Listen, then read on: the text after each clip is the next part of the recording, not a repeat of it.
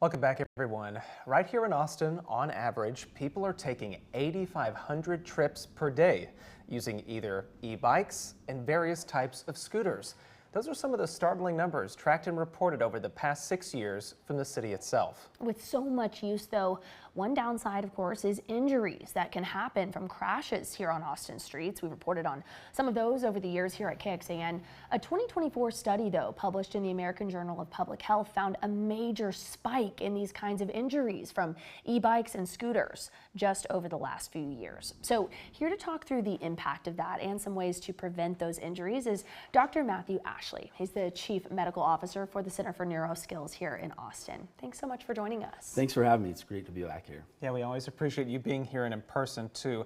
We want to note that your center does offer rehab for people who have suffered a traumatic brain injury. When it comes to bikes and scooters, what does treatment look like when someone maybe comes to your center? Has that been a common occurrence for the patients that are coming in? Yeah, as we've seen the rise of these scooters and e-bikes, these are similar types of injuries to what we've seen over the years for bicycles, just in some instances with a little bit more force involved because obviously e-bikes are a little bit faster and they're a little bit heavier. So the treatment looks like what we've been doing for decades at our organization, which is identifying people's deficits and helping them address those using various therapeutic disciplines. Sure. What are some of those deficits and maybe some of the longer term impacts too? Yeah, so our brains really help us control everything that our body does. So the most debilitating things are things when people have problems with cognition. That includes, our thinking processes, our ability to, do our daily tasks and manage our finances and our jobs and our families and all of those kinds of things. They also relate to mobility and balance and all the things that people might expect. But the most debilitating things long-term tend to be those impairments in our abilities to think and process.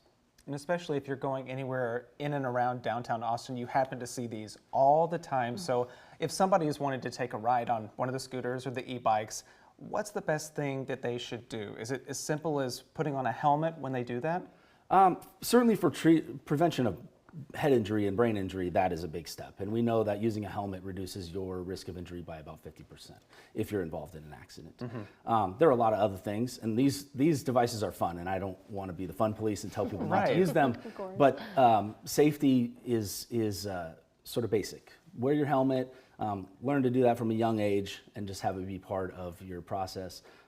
Drive safely and in predictable ways. These devices, we think of them as making noise, but when you're in a motor vehicle, they're silent and they're also small. And so it's easy for motorists to overlook you, and the most serious injuries happen either from injuries where there's a significant fall or there is a motor vehicle collision. So that's mostly a message for both the user of the e-scooter or bike and people who are driving around the community.